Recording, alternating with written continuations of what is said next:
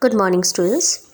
Today we will do the chapter that is Pollution of Water, chapter 20. I am your science teacher, Miss Madhvi from DAV Police Public School, Kurukshetra.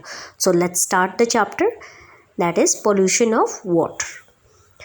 What do you mean by pollution of water?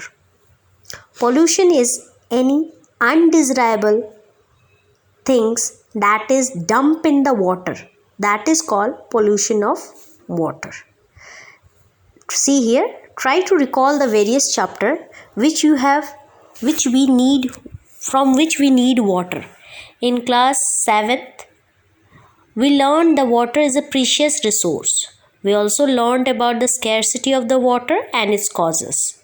Some of these causes are increasing population, increase in industries, agricultural needs, poor rainfall and deforestation. These are some of the main cause of water pollution. Next to air, water is essential for all living beings, the plants and animals, as well as for humans. Water covers nearly 3/4 of the earth's surface. It does so in the form of snow over mountains and as a liquid water in oceans, lakes, rivers, ponds. The quality of the water is a prime concern when it has been used for drinking by human as well as animals. So this is a prime concern.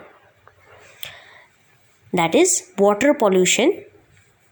We need to clean up our water because day by day our water is getting depleted and polluted day by day. So let's see what is water pollution in detail.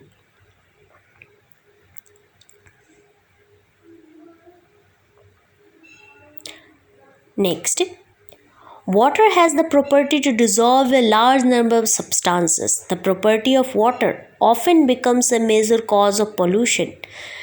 Dissolved substances may be harmful for plants and animals. There are a large number of plants and animals that live and that survive in the water. That is they are called aquatic animals and aquatic plants. They survive over there.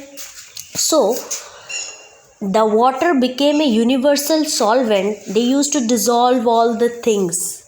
That's why the water pollution is of great concern to us. Water pollution is defined as the change in the normal properties of water due to the presence of foreign materials. Any foreign material can be present. For example, it may be plastic, it may be tire, rubber, or any other material which you directly dump into the water bodies that are causing water pollution.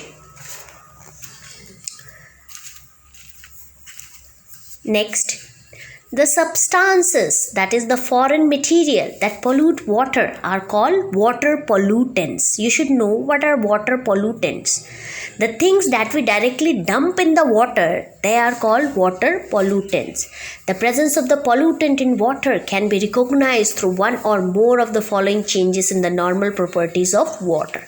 That is bad taste of drinking water, offensive odor from lakes, river, ocean, beaches, unchecked growth of aquatic weeds in water bodies, decrease in the number of the fish in fresh water, river water and sea water, oil and grease floating on water surface.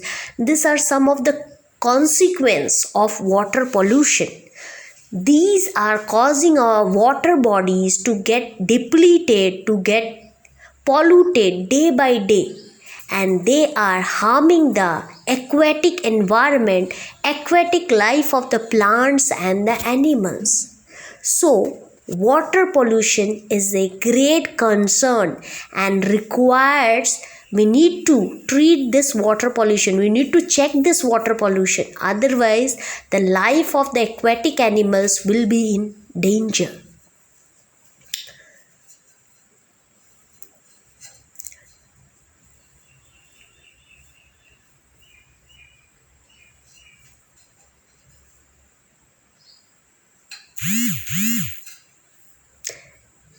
Next, there is an activity that is given in your book, that is activity 1. You need to do this activity.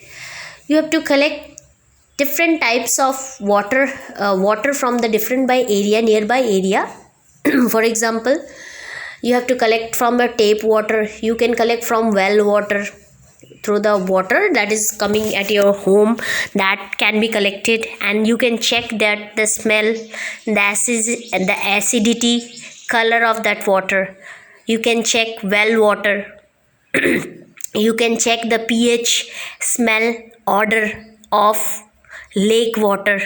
You can check the pH, smell and odor of pond water, and the fresh water can be also used. So this is the activity that you need to do. River water, if you can collect that, if you are having, or if there is a nearby river in your area, then you can collect from there. After that, just smell that and record your observation. Now we will see what are the causes of water pollution. Water pollution can be caused in a number of ways. Some of the ways are human activities like bathing, washing of clothes in river and pond can dilute the water, can pollute the water in them.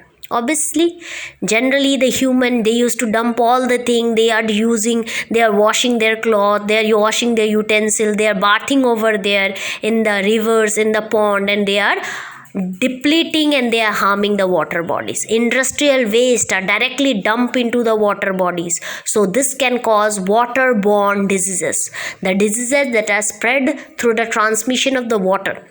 Water is the medium through which these diseases are spread, that is called waterborne diseases. You can see in the picture also. Now, the agricultural waste like fertilizers, pesticides are also pollute the underground water. When this water is used for drinking, it harms the human body. The fertilizers and pesticides also enter different water bodies where the chemical present in them harm both aquatic life and plants. So, this is very much harmful and they are depleting the aquatic life in a very high level. So need to conserve this one. The domestic sewage of cities is often released into rivers. This sewage promotes the growth of algae and bacteria which use up a large amount of oxygen dissolved in the water. This can cause a depletion of oxygen in water which can lead to the death of aquatic organism. So, with the growth of this algae and bacteria at the top layer of the water bodies, the level of oxygen is getting depleted day by day, and the water bodies and the aquatic animals which are surviving there, they are getting destroyed day by day. The oil spills from the oil tanker transporting crude oil often pollute the ocean, causing damage to marine life. Next, we are having pollution of water by acid is harmful to aquatic life. So, these were some of the water pollutants through which water are becoming polluted day by day. So, we should need a method where we can preserve and conserve this water bodies, because water is very much essential for our life. Without water there won't be any survival. So this water need to be purified, then only our survival rate will increase. Otherwise there are large number of waterborne diseases that can cause, that can deplete, that can slow growth, that can cause the growth of the population to become slow. Now see here, there is one topic, that is potable water. What do you mean by potable water? Very often when you go out, we prefer to carry out water bottle along with us. Let us understand what kind of water is fit for drinking. Potable water are those water that is fit for drinking. The water which is safe for drinking, that is called potable water. Potable water does not cause any waterborne diseases like jaundice and diarrhea. These are some of the examples that is caused by water. That's why they are called waterborne diseases. The parameter need to be followed before water is supplied for drinking purpose. What are the parameter? It must be colorless and free from any odor or smell. There should not be any smell in the water that is coming at your home. It must be free from suspended impurities. It should be tasteless. If you are tasting that, if you are drinking that water, it should not taste to something. It should not taste sour or bitter, any taste. There should not be any taste. That means the water is pure enough and you can now have that water. But check the water which is coming at your home. Is this potable water? You can drink that water or not? Nearly 25 to 30% of world population do not get the drinking water. This is a very much serious concern in our day-to-day life. It must be free from microorganisms which may lead to diseases. It must be free from harmful chemicals. The water which we drink should not have any microorganism in that, or should not have contain any harmful chemicals in them. Next, we are having purification of drinking water, that we'll do in next class. Thank you.